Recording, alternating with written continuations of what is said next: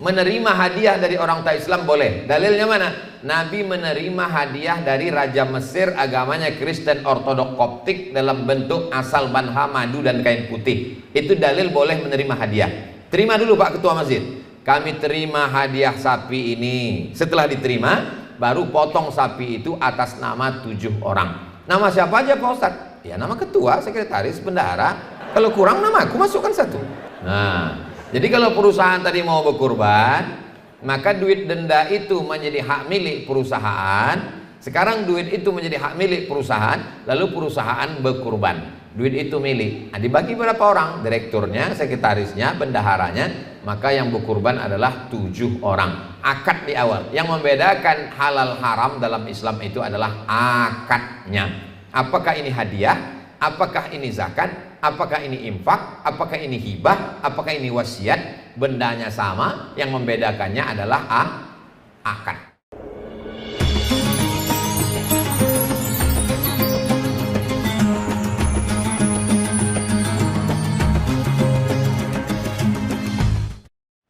Sebelum membaca doa, saya bacakan beberapa pertanyaan. Bagaimana hukumnya jika suatu perusahaan memotong gaji karyawan jika terlambat, lalu uang tersebut disumbang, disediakan, dibelikan hewan kurban?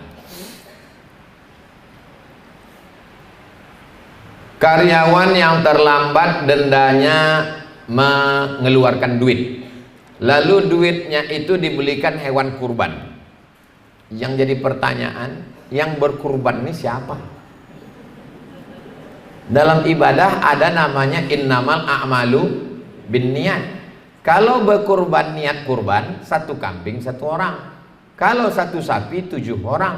Ini orang yang terlambat 100 orang. Ini yang terlambat sehari 20.000, yang terlambat 3 hari 60.000, dicampurkan semua. Lalu yang berkurban ini siapa? Dan niat dia tak ada niat berkurban, dia niat terlambat. Ayo. Ini semangat beribadah yang luar biasa. Kalau tidak dipahami secara fikih yang baik, maka dia tidak beribadah. Anak-anak sekolah, 1 kelas 30 orang, dikutip 1 orang 100.000. Lalu kemudian ini kurban. Ini kurban apa? Kurban itu harus jelas yang berkurban siapa.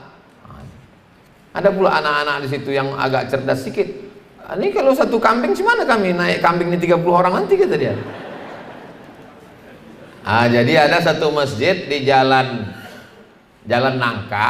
Masjid ini dapat 1 sapi dari rumah ibadah tetangga kita yang tak Islam.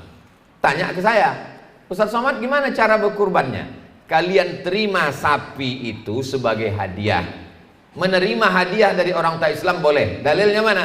Nabi menerima hadiah dari Raja Mesir, agamanya Kristen Ortodok Koptik, dalam bentuk asal banha, madu dan kain putih. Itu dalil boleh menerima hadiah. Terima dulu Pak Ketua Masjid, kami terima hadiah sapi ini. Setelah diterima, baru potong sapi itu atas nama 7 orang. Nama siapa aja Pak Ustadz? Ya nama ketua, sekretaris, bendahara. Kalau kurang nama aku masukkan 1. Nah, jadi kalau perusahaan tadi mau berkurban, maka duit denda itu menjadi hak milik perusahaan. Sekarang duit itu menjadi hak milik perusahaan, lalu perusahaan berkurban. Duit itu milik. Nah, dibagi berapa orang? Direkturnya, sekretarisnya, bendaharanya. Maka yang berkurban adalah 7 orang. Akad di awal. Yang membedakan halal haram dalam Islam itu adalah akadnya. Apakah ini hadiah? Apakah ini zakat? Apakah ini infak? Apakah ini hibah? Apakah ini wasiat? Bendanya sama. Yang membedakannya adalah akad. Bagaimana hukumnya jika kita menggunakan lebih dari 1 mazhab dalam kehidupan sehari-hari? Saya untuk memahami 1 mazhab aja belum bisa sampai sekarang. Ada orang di Tembilahan nih mau mengamalkan beberapa mazhab. Kan hebat Tembilahan. Lautnya luas, daging ikannya segar, pohon kelapanya luas, jamaah hajinya terbanyak, ilmunya pun hebat, sampai beberapa mazhab mau diamalkannya. Konsistenlah dalam 1 mazhab. Saya kalau menjelaskan memang beberapa penjelasan, tapi dalam pengamalan saya anjurkan 1 mazhab.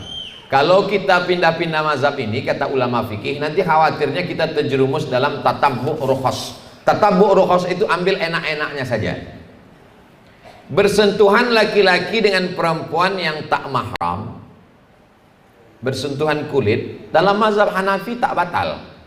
Karena makna aula mastumun nisa itu artinya maaf, beribu maaf, berhubungan kelamin baru batal. Jima baru batal. Kalau hanya kulit tak batal menurut mazhab Hanafi. Tapi dalam mazhab Hanafi berkurban wajib. Saya khawatir kalau lompat-lompat mazhab, pas dia mau pergi, abang pergi dulu ya dek, ya. Habis itu sampai di kantor sholat dia, abang takut tadi kan udah bersalaman sama istrimu, tak batal karena aku tak ada berhubungan. Oh, pas ada raya kurban, kau tak berkurban? Kurban itu sunat muakkad. Kalau memang konsisten pada Hanafi, kurban itu wajib. Terus nanti pas nikah melompat dia balik ke Hanafi. Dalam mazhab Hanafi, menikah perempuan itu bisa menikahkan dirinya, tak perlu pakai wali. Itu istri saya, tapi ayahnya tak setuju, tak perlu pakai wali menurut Hanafi. Ini namanya mazhab kutu loncat. Jadi konsisten saja dalam satu mazhab supaya kita tidak kacau dalam beribadah. Kalau masjid itu mazhabnya Syafi'i, jangan robah dengan mazhab lain, nanti membingungkan jamaah. Bismillahnya jahar, subuhnya pakai kunut, itu mazhab Syafi'i. Bismillahirrahmanirrahim, alhamdulillahi rabbil alamin. Habis itu kunut, Allahumma hdina fiman hadait. Kita di kerajaan Indragiri yang sekarang pecah menjadi dua, Indragiri Hulu dengan Indragiri Hilir, kesultanannya Kesultanan Melayu yang sebelumnya tidak Islam. Beda dengan Siak itu dari awalnya Islam. Beda dengan Pelalawan itu dari awalnya Islam. Beda dengan Kesultanan Asahan. Kesultanan Asahan itu anak dari Sultan Iskandar Muda, namanya Abdul Jalil bin Iskandar Muda, Islam. Beda dengan Sultan Delhi, itu awalnya Islam. Indragiri lebih tua dari itu semua, berawal dari tidak Islam. Orang dulu pakai nama hewan. Yang paling hebat di hutan itu adalah singa. Makanya di tanah Batak dipakai si singa Mangaraja.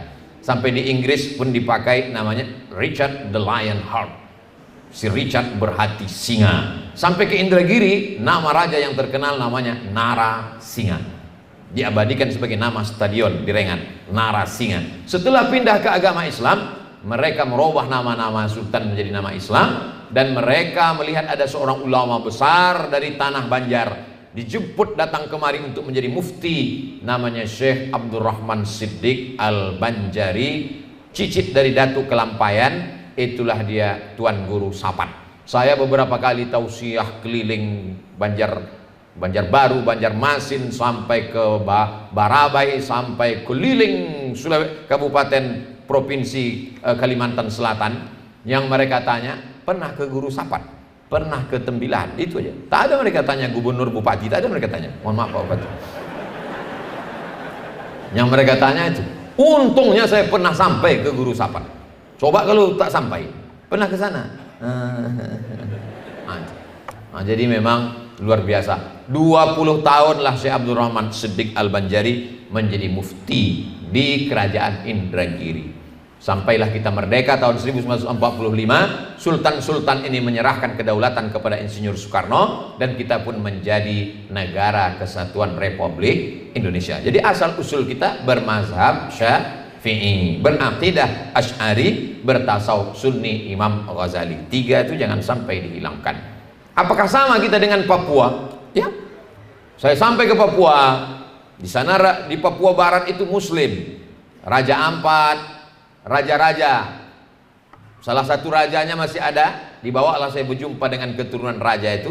Dibukakanlah Quran yang terbuat dari kulit kayu, sampulnya kulit rusa. Begitu dibuka, saya baca Quran, saya tanya, dari mana Quran ini Datuk? Raja, Tuan Raja, namanya Raja Patipi. Kata Raja Patipi, ini dibawa oleh saudara kami dari kampung Ustadz Abdul Somad di Pulau Sumatera. Dari mana? Ini dari Samudra Pasai, Aceh. Dari Aceh sampai mereka ke Papua. Salah satu kitabnya itu ada kitab kecil, saya buka. Begitu saya buka, Sholawat Nariyah yang dibaca oleh Pak Bupati tadi. Sholawat Nariyah yang mereka baca itu menunjukkan mereka tiga: akidahnya Asy'ari, fikihnya Syafi'i, tasawufnya Sunni Imam Abu Hamid Al-Ghazali. Jangan campur-campur mazhab. Bagaimana apabila dalam keluarga kita masih ada yang kekurangan, miskin, kita berzakat dengan keluarga terdekat, apakah ini sama kita berzakat dari amal Basnas? Datang ke kantor Basnas Indragiri Hilir, sampaikan, ini yang masih kurang Pak. Saya selama ini kalau sebulan saya kasih mereka sekian. Kalau saya serahkan semuanya ke Basnas, Bapak sanggup kasih berapa ke mereka? Yang sudah-sudah biasanya walaupun tak sama, paling tidak, walaupun tak lebih, paling tidak sama. Jadi kita lebih banyak beramal. Jadi saya anjurkan jangan berzakat sendirian, salurkan melalui Basnas, sampaikan daftar-daftar yang selama ini kita bayar, supaya orang Basnas juga punya data. Jika kita memiliki emas lebih dari 30 mayam, namun emasnya kita pakai, apakah jatuh zakat? Kalau tak salah, 1 mayam itu 3,5 gram. 3,4 3 kali 3 90, lebih dari 85. Berarti lebih dari 85. Bagaimana dengan emas perhiasan? Emas perhiasan ini dua mazhab. Mazhab yang pertama, emas perhiasan tidak ada zakatnya sampai beratnya mencapai 200 keping dinar. 200 keping dinar sama dengan 850 gram, sekilo kurang 1,5 ons. Jadi kalau ada ibu undangan sampai merah mukanya saking tersangkutnya gitu, 2,5 ons, 2,5 ons, 3,5 ons, asal undangan jam berapa ya? Aduh. Kalau emas ibu mencapai 850 gram, baru kena zakat tetap 2,5%. Tapi nisabnya 850 gram ke atas, 200 keping. Itu mazhab yang pertama. Mazhab yang kedua, tidak pakai nisab, kumpulkan semua, gelang, cincin, subang, anting, rantai, gelang kaki, semua kumpulkan, tak sampai 850 gram, tak sampai sekilo kurang 1,5 ons, hanya 1 ons, hanya 2 ons, dikeluarkan sekali seumur hidup. Saya pakai yang kedua ini untuk keluarga saya, istri, almarhumah emak, saya suruh kumpulkan semua gelang cincin emak, kumpulkannya gelang cincin, rantai, gelang kaki semua, hitung berapa? Dihitungnya semua, keluarkan sekali seumur hidup, karena tak mencapai 850 gram. Itu tentang emas perhiasan perempuan. Apakah laki-laki juga punya emas perhiasan? Laki-laki tak boleh pakai emas, laki-laki tak boleh pakai cincin emas, laki-laki tak boleh pakai gelang emas, tapi laki-laki punya emas perhiasan. Apa? Misalnya punya badik kepalanya emas, atau punya kerisnya emas, atau punya tongkatnya emas. Itu masuk dalam golongan perhiasan laki-laki. Maka tetap berlaku hukum seperti sama. Tapi kalau mau dianggap dia, saya Pak Ustadz, kata si bapak-bapak, punya gelang, punya rantai, tapi tak saya pakai, maka itu dianggap bukan emas perhiasan, tapi emas simpanan, sama dengan emas batangan, nisabnya tetap 85 gram. Jelas? Insya Allah jelas. Kalau ceramah saya ini ada yang tak jelas, nanti bisa diulang lagi di channel Ustadz Abdul Somad Official. Subscribe, like, share, and comment. Mudah-mudahan Allah tetap memberikan rezeki yang berlimpah buat masyarakat Indragiri Hilir. Bapak-bapak pemimpin-pemimpin kita dilembutkan Allah hatinya untuk mengeluarkan keputusan yang menolong agama, dan dijadikan Indragiri Hilir ini baldatun thayyibatun wa rabbun ghafur. Untuk segala niat baik ini, Al-Fatihah. A'udzubillahi minasyaitonir rajim. Bismillahirrahmanirrahim. Alhamdulillahirabbil alamin. Arrahmanirrahim. Maliki yaumiddin. Iyyaka na'budu wa iyyaka nasta'in. Ihdinas siratal mustaqim. Shiratal ladzina an'amta 'alaihim ghairil maghdubi 'alaihim waladdallin. Amin. Allahumma shalli ala sayyidina Muhammad wa ala ali sayyidina Muhammad. Assalamu alayka ya Rasulullah. Allahumma anzilir rahmata was salamata wal barakata ala hadhil jamaah. Turunkan keselamatan, kerahmatan, keberkahan kepada seluruh jamaah yang hadir ini ya Allah. Allahumma ja'al hadzal balada baladan amina. Jadikan Indragiri Hilir negeri yang aman dan damai. Allahumma aftah lana abwabal khair. Bukakan untuk kami pintu-pintu kebaikan. Wa abwabal rizqi, pintu-pintu rezeki. Wa abwabal barakah, pintu-pintu keberkahan. Allahumma in kana rizquna fis sama' fa anzilhu. Kalau rezeki kami masih tergantung di langit, turunkan ke Indragiri Hilir. Wa in kana fil ardi fa akhrijhu. Kalau masih tertanam di tanah, keluarkan ke Indragiri Hilir. Wa in kana ba'idan faqarribhu. Kalau masih jauh, dekatkan ke Indragiri Hilir. Wa in kana mu'siran fayassirhu. Kalau masih sulit dan susah, mudahkanlah ya Allah. Allahumma ya muyassir kulli asir. Engkau yang memudahkan segala yang sulit. Yassir lana umurana. Mudahkan segala urusan kami. Ballagh maqasidana. Sampaikan segala maksud niat kami. Wafiqna lima tuhibbuhu wa tardah. Tanamkan dalam hati kami taufik dan ridhamu, supaya kami beramal dengan amal yang kau cintai ya Allah. Allahumma akhtim lana bi husnil khatimah wa la taqtim alaina bi su'il khatimah. Rabbana ighfir lana dzunubana, ampunkan dosa kami, wa li abaina ayah kami, wa li ummahatina mak kami, wa li azwajina pasangan hidup kami, wa li zu'amaina sholihin, pemimpin-pemimpin kami yang soleh yang baik-baik, wa liman hadarana, semua yang hadir di majelis ini ya Allah. Allahumma ja'al akhira kalamina 'inda intihai ajalina. Jadikan akhir kalam kami ketika ajal kami sampai, kalimat yang keluar dari mulut kami la ilaha illallah Muhammadur Rasulullah sallallahu alaihi wasallam. Kalimat haqqin 'alaiha nahya, dengan itu kami hidup, wa 'alaiha namutu, dengan itu kami mati, wa biha nub'atsu, dengan itu kami nanti dibangkitkan di padang mahsyar. Allahumma adkhilnal jannata ma'al abrar. Masukkan kami ke dalam surgamu bersama orang-orang soleh, ma'an nabiyyin, bersama para nabi, wassiddiqin, bersama orang jujur, wasyuhada, bersama orang mati syahid, wassalihin, bersama hamba-hambamu yang kau berikan kebaikan, ma'al habibil mustafa fi jannatikal ula, bersama Nabi Muhammad SAW dalam surga jannatul firdaus. Rabbana atina fid dunya hasanah wa fil akhirati hasanah wa qina adzabannar. Wa sallallahu ala sayyidina Muhammad wa ala alihi wa sahbihi wa sallam, walhamdulillahi rabbil alamin. Taqabbalallahu minkum minna wa minkum taqabbal ya karim. Terima kasih segala perhatian, mohon maaf segala kesilapan dan kekhilafan. Aqulu qouli hadza astaghfirullah li wa lakum. Wassalamualaikum warahmatullahi wabarakatuh.